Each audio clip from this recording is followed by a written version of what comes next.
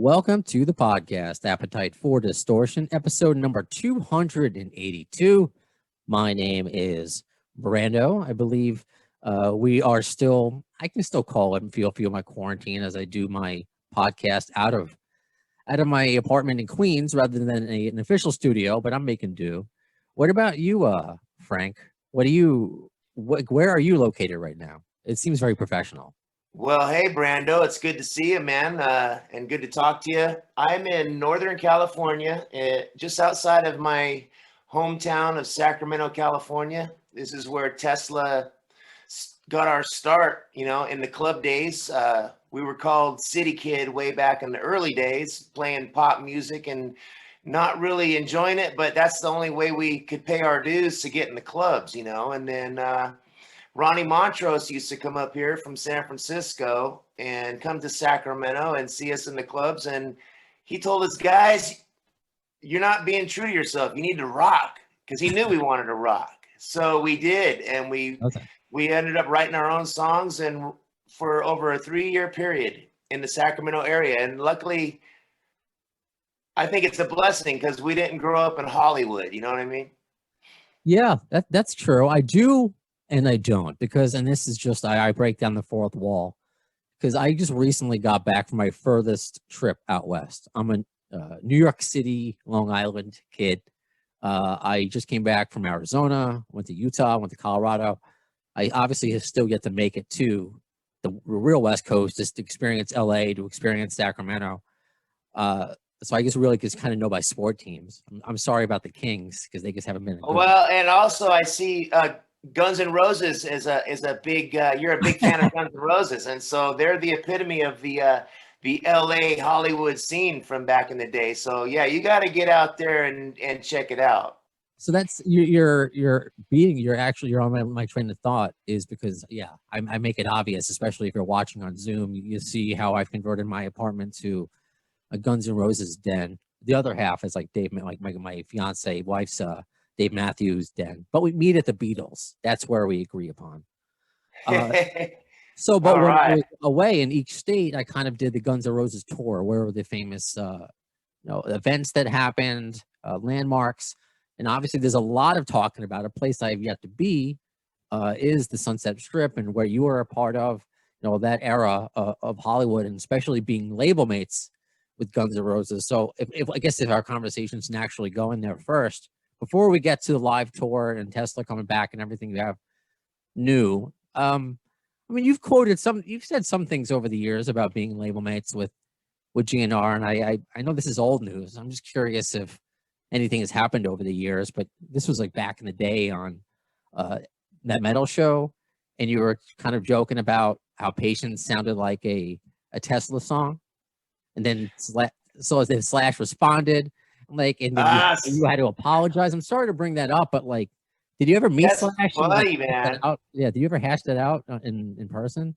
Man, I love Slash, and I really hope he doesn't think I was serious. You try to make up conversations and make up things to talk about when you're doing interviews, and that was a particular time on the Eddie Trunk show there, on the metal show, where I it was too late, and I had come out. I was trying to be funny.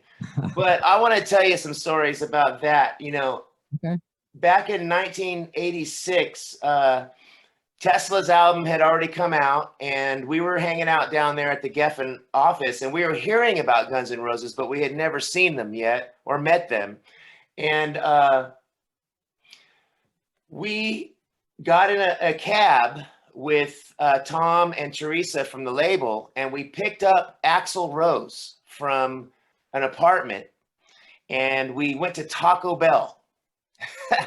And I'm sitting there with Axl Rose. I didn't know who he was. I just knew he looked cool, and I knew he was the singer of Guns N' Roses, but I'd never heard Guns N' Roses yet.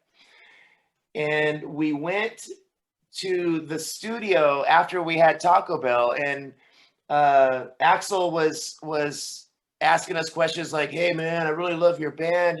Tesla, you guys are really good. And what's it like being on a tour bus, man? I can't wait to do that." He was so innocent and naive at the time, And we went to the studio, and The engineer was listening to Sweet Child of Mine at a really low volume, and Axel said, "Hey, man, I want you to take that reel of tape off, and I want you to play these guys My Michelle."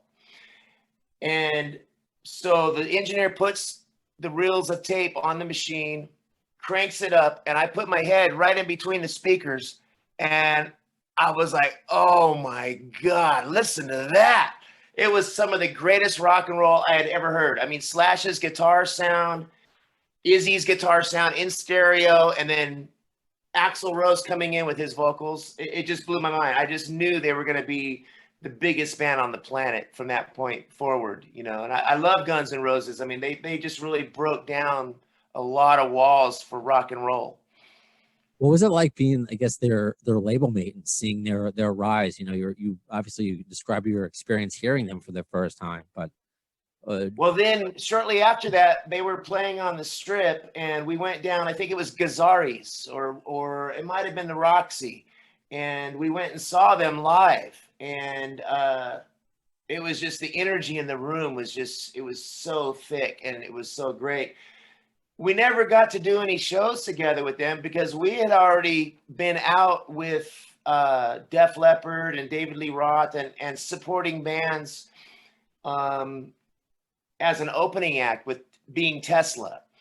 But so we never really got to connect and do shows with Guns N' Roses, which I wish we would have, because I know me and Slash would have hit it off great and been buddies and you know, so it's too bad that we never got to pair up with them, but they just took off. I mean, they left all of us in the dust. They really did. I had a dream last night, and you're the business savvy guy. You know, what if now it's the kind of it's the time of imagination for tours, like interesting pairings. What if there was a kind of like a Geffen reunion, what it's like you, Whitesnake, Guns N' Roses, like wouldn't that be? And before David Coverdale retires, I mean, wouldn't that be something special? I don't know. I guess one. And Aerosmith. And Aerosmith, obviously. How do I forget them? Well, you know, that leads me to another story of 1987. Geffen Records was having a party in Dallas, Texas for the Texas Jam. And we had done a small tour of Texas in rental cars. And we almost got thrown in jail for smoking pot in Texas back then. It was because we got pulled over driving to the Texas Jam. Anyway, we get to the party, and Aerosmith and Whitesnake and Tesla are all being hosted at this Geffen Records party. And Modern Day Cowboy comes on the speakers, and they announce us. And Steven Tyler, who I'm such a huge fan of Steven Tyler, he looks at me and he points and he goes, "Is that your music?" And I said, "Yes." Like a little kid. I was only 19 at the time. And he gave me a big thumbs up and like blew me a kiss. And I'm like, holy shit, Steven Tyler just gave me a thumbs up and blew me a kiss. I was in heaven. You know, that was a magical time for Tesla. Very cool. And see, you know, Frank also has from one podcast personality to another, because you have yours.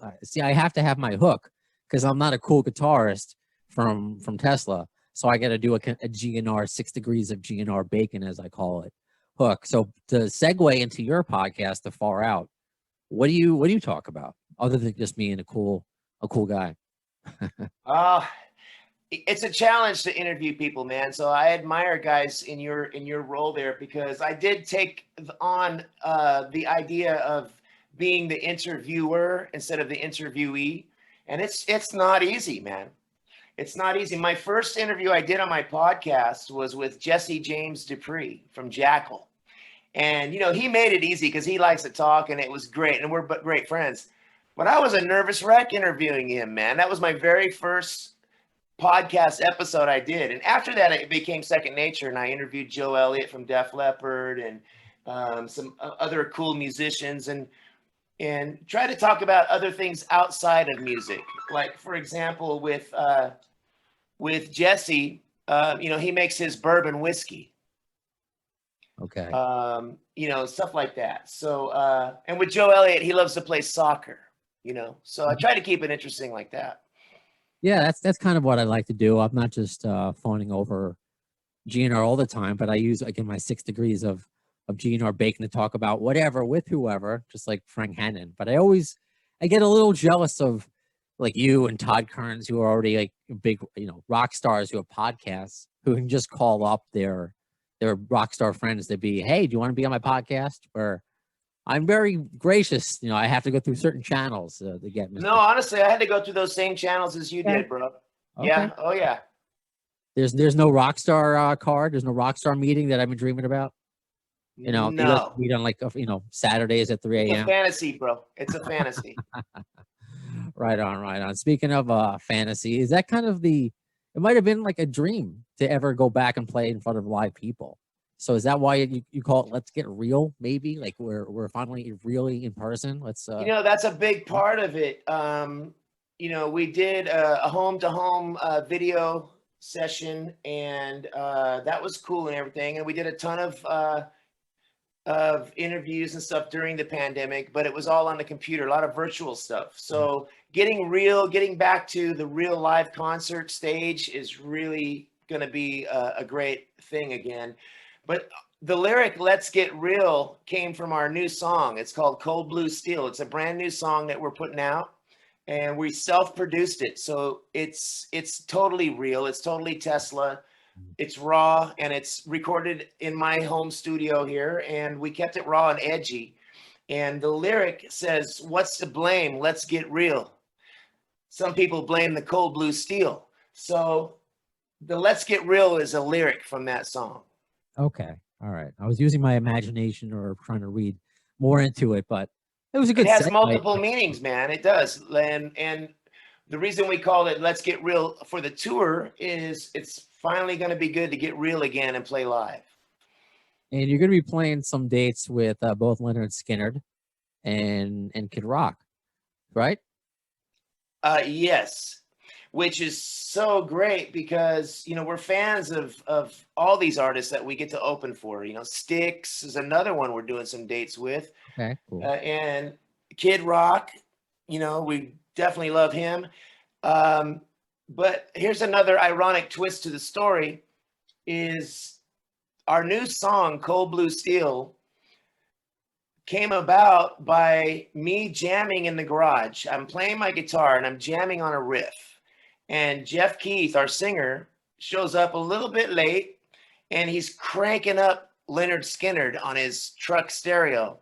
And it happens to be the song Saturday Night Special. And so he was just jacked up, listening to Ronnie Van Zant and Saturday Night Special, and pumped up on Leonard Skinner. And he came into the garage, and I showed him my riff, and we decided, hey, let's write our own song that's influenced by Saturday Night Special and Leonard Skinner. So that's what we did.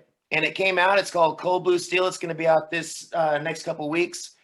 But 2 weeks later, we get a phone call going, hey, guys, we got a phone call from Leonard Skinner's management, and they want you to open some shows. And we're like, how cool is that? We just wrote a song inspired by Leonard Skinner, and now we get to do some shows with him. So it wasn't even planned. It wasn't even planned at all. It's fate. It's fate. I got to ask, and feel free, to use the no comment card.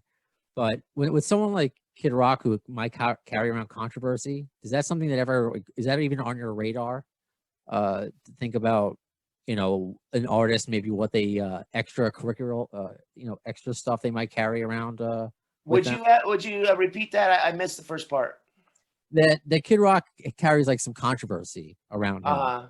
So I'm just curious if when you pair up with an artist, is that something that you think about, or is it you don't think of that stuff's not even on your radar? No, man, I try not to think about people's political views or controversies and all of that. It's all about the music and doing a show together and just celebrating songs and music. We try to avoid that all around. Yeah. Because even within our own band, we have guys that are on the left and guys that are on the right. And I'm going to leave it up to you guys to guess who's who. And it really shouldn't matter in today's world, but it seems to really matter to a lot of people to an extreme. But we work it out amongst ourselves and create music together and live together on a bus. So if we can do that, it's too bad that our own country can't do that. You know what I mean? I do, and I agree with you. And I wish more people had your mindset. So absolutely, 100%. What else is on the horizon for Tesla? Because you're talking about the new song, and obviously going out on tour. You're going to be in my neck of the woods, New York City, in mid-September. So what else is on the horizon? Right now, we have only the rest of this year on the horizon on the calendar, and it looks like it's going to wrap up in Mexico in November, from what I've seen. We got our fingers crossed. I've been hearing stories that COVID is going to rear its ugly head again, and there may possibly shut things down again. So I don't know what's really going to happen, but right now we just have from now until November booked, and we're going to end up in Mexico. Right on. Because I mean, it's a good thing because you're so involved in social media that no matter what happens, it just seems like you're going to be prepared. You're going to be active, interacting with your fans. So the best, like, what's your favorite? Because you're on Facebook, Frank. Frank Music. What is it? It's Frank HannonMusic.com. Is that your website? Yeah, I have frankhannon.com, Instagram, Frank Hannon Official, and there's Tesla Band on Instagram, and we can find each other all through those avenues.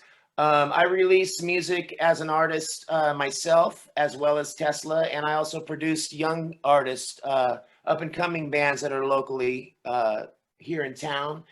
So there's always some creative juices flowing here in the Hannon household. Any of those artists you want to share? Who should we look into that you produce? Yeah, look into JT Lux. He's a singer, songwriter, guitar player guy. He gets compared to Chris Cornell a little bit, but he's got his own thing. He's really super talented. There's a young band that's sort of an 80s sounding tribute called Red Voodoo, and they sound like an early Van Halen. I produced their first album. And there's a kid named Austin Moe, who's a great bluesy rock guitarist. Awesome. Very cool. I mean, how do you keep up with everything? Do you have a secretary? Do you have like drones? Do you have Frank Hannon clones around? Man, if you could see my messy office here, you would go, okay, you don't really keep up with it all. I don't know, man. I don't know how I juggle things. Well, you do it. It's a lot to admire, and I can't thank you enough for your time today, Frank. And I can't wait to see you out on the road, live and in person. Same here, man. Let's Get Real. The Let's Get Real tour, Tesla is going to be back in action, and we're going to be in New York pretty soon, man. We're going to be at Irving Plaza, I think. Yeah, Irving Plaza, September 19th, rather. September 19th. All right, September 19th. All right. Thank you so much, Frank. Hey, are we done, Brando? It was over too quick. We can keep going if you wanted. Is there anything else that I missed? So I don't have to kick you off. Well, if you happen to talk to Slash, please tell him that I love him and congratulations on everything he's done with Guns N' Roses and outside of Guns N' Roses, which I even respect even more because it's hard to be from a band and then go out and do your own thing. And he's doing it, man, and he's great. And I've never had any hard feelings, and hopefully he just realizes that that was all a joke, trying to be funny. And I've learned a lesson from that. I don't try to be funny anymore. Because I look back, and I'm sorry to bring it up, and it was like 10 years ago, so I was just curious because I look back on Slack, because all he posts on social media are very funny and crude anime pictures and just horror things. And Yeah. I don't want to. Do you remember what he said? I don't. He said I was high on drugs or something, which he may have been right. I don't know. Yeah, I think he accused you of. Where we go. I heard that one of the guys from Tesla claimed that GNR stole patients from them. I'm assuming he's smoking super crack or dreaming. Super crack. Super crack. And then you were kind enough to apologize and everything. But oh yeah, man. Yeah, you know what? But I guess it's all good. It's only rock and roll. It's just rock and roll. But the thing is, like, you joke. You're making a joke. Maybe you weren't. That if I ever talk to Slash, I wish I can. Doing a Guns N' Roses podcast, they're very tight knit, very close. Like I was lucky enough to interview Brian Wheat, and now you. So Tesla is a very fan friendly band. and not that I don't want to say that GNR isn't, but it's like kind of getting into the White House. Well, So yeah, they're a band that sold gazillion records, and they're huge, man. And so yeah, it's a tough nut to crack, I bet. But hey, I'll return the favor if you do. If you connect with them, you let them know I said hey, and if I do, I'll pass them the buck to you too. I'll tell them, hey, you got to get a hold of Brando. oh, you got it. That's what I'm trying to do. I'm laying down the foundation so all the GNR guys know that I'm a nice person, that I'm not crazy, that I'm just well, I don't know if I can say that I'm not crazy with the Guns N' Roses background like this right now, but Well, I just heard now that Gibson Guitars is going to be doing some more stuff with Slash and possibly releasing a record and stuff. So that's really cool. it's you're on the news. That just broke today as we're recording. Gibson has a new label, which I guess is what a venture that is, because maybe you can give some insight on this. And Slash is his other band, which you were just talking about with the with Miles Kennedy and the Conspirators. That's going to be their first record coming out next year, 2022. So, I mean, what do you think about that? Because obviously the industry has changed so much from when you first released, when you first came out with Tesla to now, and the way you release songs, and I guess, what do you think about Gibson? Just that famous label coming, that name, that brand coming out with a label. Hey, I think it's pretty dang cool, man. They're a great company that's really supporting artists more than they've ever supported artists with their guitars and the signature lines that they do. And it makes sense, man. They created the Gibson Garage, and they've created a showroom for young G3 group, which is allowing young artists to perform and learn. And Gibson's really stepping up to help the artists. So I think it's pretty cool. What do you think is like the biggest? I always say, what everyone always asks the cliche question: what's the biggest difference from an artist from the beginning to the end? But is there something now that you're so glad that you have in 2021 that you're able to connect in a way that you weren't back in 1985, 86, 87? Do you like the Zoom and being able to record anywhere in the world, or do you find some people use that as an excuse, perhaps? No, I really do like it. Technology is a double-edged sword. I mean, I miss the days of being excited to get an album and an album to have life for a long period of time. It's a shame that albums don't even really exist really in a sense of buying it at a store, a vinyl album and the artwork and everything. I mean, we all miss that. And it's a shame that, everything's on the phone and it comes out so quick and it's over so quick. But the flip side to it is anybody can really create something and put it out there without having the roadblock of trying to get signed to a major label. So if you're an artist and you love what you do, you can put it out there into the world and share it. So it creates a sense of independence, which is great. That is very true. Obviously, I'm able to connect with you in my apartment. I'm very lucky that all my cats are sleeping. Usually I'm fighting them off. I came home from vacation, by the way, from Arizona, that West Coast-ish vacation, and I look at my mixing board. I'm like, is that vomit on there? Oh, one of my cats threw up on like one of my faders, and thankfully it wasn't on one of the ones that I used, and it's working. Obviously, we haven't shorted out. But yeah, obviously in the radio side of things, I missed out on the days where they would physically cut the tape with the razor blade. Right. But I'm glad I did that I'm able to do this anywhere. Yeah, yeah. Well, all right, man. It's been great talking to you. My phone is blowing up. My wife's trying to get a hold of me. So like you, I got to respond, man. I know. That's why, I saw it blowing up. I know you need to go. So I appreciate the overtime, the few extra minutes. I hope we get and your show's called Appetite for Distortion.